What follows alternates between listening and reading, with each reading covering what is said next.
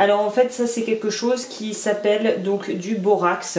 Donc l'autre appellation, la chose que j'utilise pour la soudure, c'est soit collabore quand c'est liquide, sous forme liquide et incolore et inodore. Et ça existe en version plus traditionnelle qui est en fait un borax en forme de pain, ça s'appelle.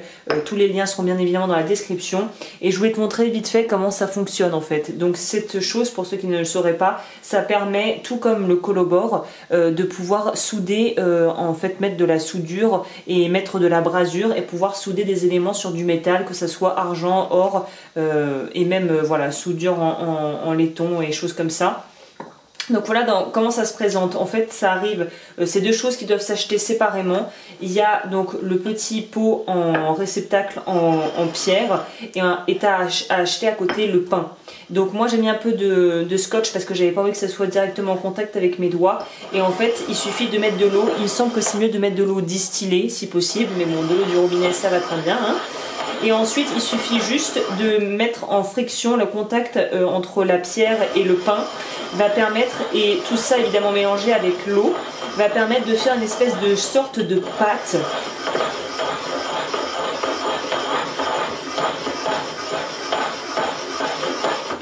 Donc ça c'est vraiment la technique à l'ancienne, genre quand je dis à l'ancienne c'est ce qu'utilisaient les bijoutiers dans les années, je sais pas, 1400, 1500, donc voilà, ça date vraiment. Hein.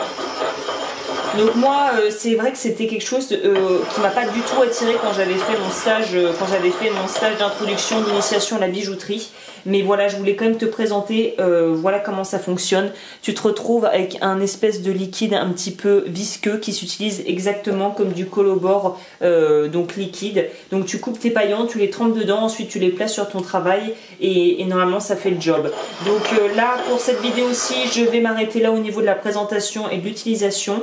Et je reviendrai avec une vidéo complète où je ferai un comparatif des trois produits parce que j'en ai d'autres que je voulais essayer. Je voulais vraiment tout essayer par curiosité. Donc je reviendrai avec une dernière vidéo par la suite où je ferai un comparatif en soudant un à un 3 anneaux pour que tu vois les différences au niveau aussi des différences de collabore et de borax. Donc voilà comment ça se présente. Il faut savoir que l'eau s'évapore, ça se garde très longtemps. Ça t'investis là, t'en as pour une bonne année je pense. Et par contre c'est juste au niveau de la technique.